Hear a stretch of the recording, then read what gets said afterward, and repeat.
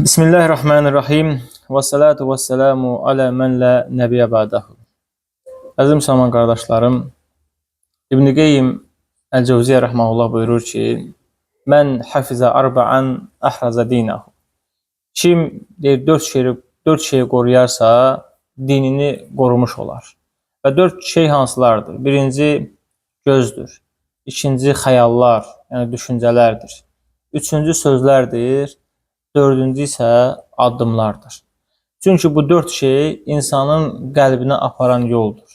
Yəni insanın qəlbini təmsil edən bu dörd şeydir. Yəni gözdür, dildir, xəyallardır və addımlardır. İnsanın qəlbini təmsil edir. Və birinci əziz qardaşlar, baxışlardır. Həqiqətən də yəni baxış insanı həlaka aparır. Ona görə də Allah Azza və Cəllə əzəmətli öz kitabında buyurur ki, "Qul lil mu'minina yağuddu min absarihim." Möminlərə de ki, baxışlarını aşağı salsınlar. Yəni harama baxmasınlar. Onlara naməhrəm olan qadınlara baxmasınlar. Xüsusən də bugünkü günlərdə, yəni sosial şəbəkələrdə, yəni YouTube-da, Facebook-da və digər sosial şəbəkələrdə yəni haramlar yəni qarşımıza çox çıxır. Və bu halda həqiqətən gözü qorumaq çox çətindir. Həmçində küçələrdə, bazarlarda və işlərdə gözü qorumaq həddindən artıq çətindir. Ona görə də Peyğəmbər sallallahu əleyhi və səlləm buyurmuşdur ki, baxış iblisin zəhərli oxlarından biridir. Baxış iblisin zəhərli oxlarından biridir.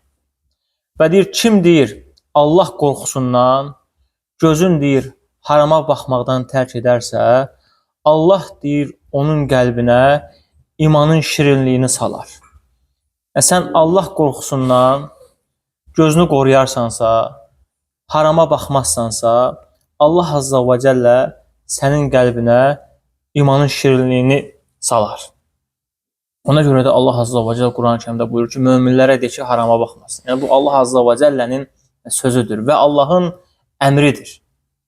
Ona görə də İbn Məsud belə bir söz deyir ki, baxış deyir, şeyh kimi deyir, qəlbə düşər. Yəni şeyh kimi qəlbə düşər. Sonra da onu bürüyər. Baxış elədir. Şeyh kimi insanın qəlbinə düşür, sonra isə o qəlbi bürüyər. İmam Şafinin belə bir sözü var, deyir, haram baxışlar qəlbin zülmətidir. Kim deyir, baxışını qorusa, Allah ona bəsirət verər. Yəni, haram baxışlar deyir, qəlbin zülmətidir. Kim deyir, baxışını qorusa, Allah ona bəsirət nəsib edər. Sənin bəsirətin olar. Bəsirətli bir insan olarsan. Həqiqətən də gözü qorumaq əzəmətli ibadətlərdəndir. Çox adam bugünkü günlərdə buna diqqət etmir. Məsələn, hicabsız qadınlara baxırıq. Hətta təbarruc, belə deyək, hicab giyməyən qadınlara baxırıq. Bu bizim həqiqətən qəlbimizə təsir eləyir. Sonra əziz qardaşlar, İbn Qeyyim rəhməhullah buyurur ki, ikinci xəyallarını qorumalısan. Çünki qəlb baxır, göz baxır, sonra isə istər-istəməz sən onu təxəyyül edirsən, qəlbinə salırsan və düşünürsən. Düşüncə də oldusa, necə ki, alimlərdən biri deyir, düşüncə, təxəyyül, birdir qonaq kimidir, qonaq kimi. Gəldisə, onu qarşıladınsa, yaxşı qarşıladınsa, o qəlbdə qalacaqdır. Necə ki, qonağı da yaxşı baxırsan, qonaq sənin evində qalır. Eləcə düşüncə də elədir. Düşüncə gəlir insana, xəyal gəlir. Təsəvvür edirsən, xəyal edirsən, arzulayırsan. Artıq bu gəldisə, bunu yaxşı baxdınsa, düşündünsə, artıq o sənin qəlbində qalır. Ona yaxşı baxmadınsa, üz döndərib çıxıb gedir. Ona görə Allah Azza və Cəllə Əraf surəsinin 201-ci ayəsində buyurur ki, İnnəl-ləzinə ittəqav Rəbbindən qorxanlara İzə məssəhum taifun minəş-şeytan təzzəkkaru fə izəhum mubsirun. Allah Azza və Cəllə buyurur ki, müttəqilərə şeytan bir vəsvəsə verdikdə onlar Allaha xatırlayarlar. Onlar həqiqətən uzaq görənlərdir. Bəsirət əhlidir. Şeytan vəsvəsə verən kimi, yəni bir qəlbinə vəsvəsə salan kimi, bir pis bir düşüncə salan kimi istər-istəməz Allaha xatırlayırsan. Allahı xatırlayırsan və o pis düşüncədən ona uzaqlaşırsan. Çünki hədisdə də var. Peyğəmbər sallallahu əleyhi və səlləm buyurur ki, deyir, həqiqətən Allah deyir, ümmətimə vəsvəsə və xəyalı bağışladı. Vəsvəsə və xəyalı bağışladı. Ta ki, onu danışmasın və ya ona əməl etməsin. Əgər sənə bir vəsvəsə gəlirsə, bir xəyal gəlirsə, Allah keçir onu sənə. Keçir. O xəyalı icra etdinsə, artıq sən günah qazanırsan və yaxud o xəyalı sən danışdınsa kiməsə, artıq sən günah qazanmış olursan. Əli ibn Əbi Talib deyir ki, qəlb deyir, tarladır. Qəlb bir tarladır. Baxış deyir, o qəlbin toxumudur. Xəyallar isə suvarar. Məhsul isə ya fəlakət olar, ya da ki, nicat olar. Yəni, yaxşı bir sözdür. Deyir, qəlb bir tarladır, baxış da toxumdur. Xəyallar deyir, onu suvarar. Məhsul deyir, ya fəlakət olar, ya da nicat. Sən xəyal gəldisə, baxışın oldusa, artıq o baxışı sən xəyallarla suvarırsan. Sonra da o xəyal sənin ya fəlakətin olacaqdır, ya da nicatın olacaqdır.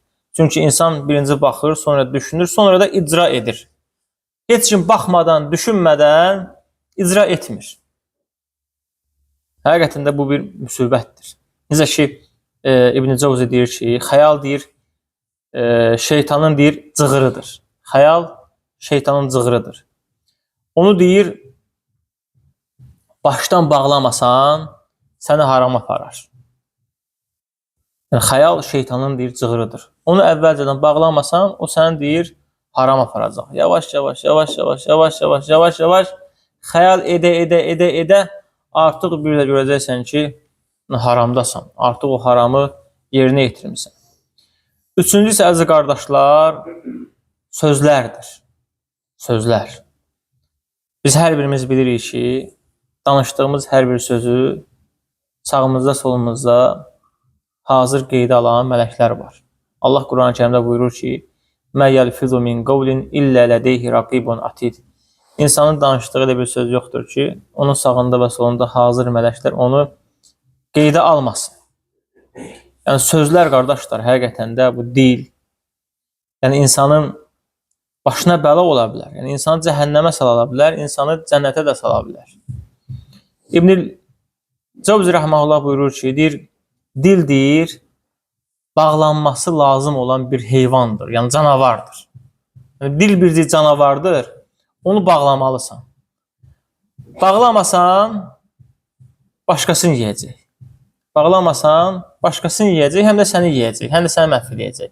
Həm başqasını məhv edəcək, həm də səni məhv edəcək. Yəni, alimlər bu dili vəhşi bir heyvana bənzədiblər.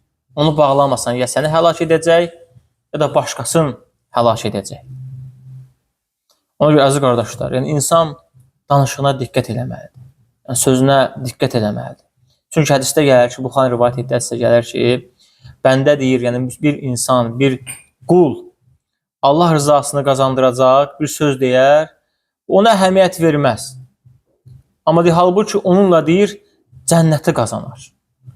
Yəni, elə bir söz deyərsən, o sözün fərqinə varmazsan, o sözü tam dərk eləyə bilməzsən. Amma Allah Azza və Cəl o sözlə səni cənnətə salar. Və elə bir sözlə söyləyərsən ki, o sözün fərqinə varmazsan, Allah o sözlə səni cəhənnəmə salar. Peyğəmbər sallallahu aleyhi və səlləm bir hədisdə buyurmuşdur ki, insanların əksəriyyətini cəhənnəmə salan dilləri ilə etdiyi əməllərdir. Dilləri ilə etdiyi günahlardır. İnsan dili ilə etdiyi günaha görə cəhənnəmə düşə bilər. Sahabələrdən biri Əbu Bəkir radiyallahu anh deyir ki, bu dil məni çox deyir, bəlalara saldı. Bu dil məni çox bəlalara saldı. Həqiqətən dil elədir. Yəni, insanın başına gələn müsibətlərin əksəriyyəti onun dili ilə etdiyi günahlardır. Ona görə Peyğəmbər sallallahu aleyhi və səlləm buyurur ki, əgər Allaha və axirət gününə inanırsınızsa, ya xeyir söyləyin, ya da susun, lal olun. Həqiqətən insan çox danışmazsa hikmətli olar. Hikmətli sözlər danışar. Sonra əziz qardaşlar, dördüncü isə addımlardır. Addımlar. Necə ki, əvvəldə dedik, kim 4 şeyi qoruyarsa, dinini qorumuş olar. Birinci nədir? Birinci baxışlar, ikinci xəyallar, üçüncü dil, sözlər, dördüncü isə addımlar. Yəni, Allahın qulu hara getdiyini müəyyən etməlidir. Bu addımlarla xeyir işlərə gedəcəksənsə, əlhəmdülillah, sənin üçün xeyir olacaq. Pis yerlərə gedəcəksənsə, sənin üçün zərər olacaqdır. Ona görə Allah Azza və Cəllə Quran-ı Kərimdə buyurur ki, İbadur Rahmanillezine yemşuna alel ardi havna. Rəhmanın qulları o şəxslərdir ki, yer üzərində təvazökarlıqla gəzərlər. Yəni, təvazökar olarlar, təkəbbürlü olmazlar, lovğalanmazlar, getdiyi yerləri müəyyən edərlər. Onlar ancaq xeyir yerlərə gedərlər. Ya məscidlərə gedərlər, ya xeyir məclislərə gedərlər, ya xəstə ziyarətin etməyə gedərlər. Ancaq xeyir işlərə, belə deyək, addım atarlar. Yəni, pis işlərə addım atmazlar. Həqiqətən də mömin belədir. Mömin pis yerlərə addım atmaz, pis yerlərə getməz. Evindən çıxdıqda gözəl yerlərə gedər, gözəl yerlər üçün addımlar atar. Necə hədisdə gəlir idi, kim deyir, meçidə gedərsə, onun hər addımına görə bir savab yazılır. Bir günaha silinlər. Bu addımları yaxşı yerə at ki, o addımlara görə sənə bir savab gəlsin və səndən bir günah silinsin. Məsələn, bir xəstə qardaşın var, gedirsən onu ziyarət eləməyə. Bu addımlar da gözəl addımlardır. Xeyir yerə gedir, savab olan yerə gedir.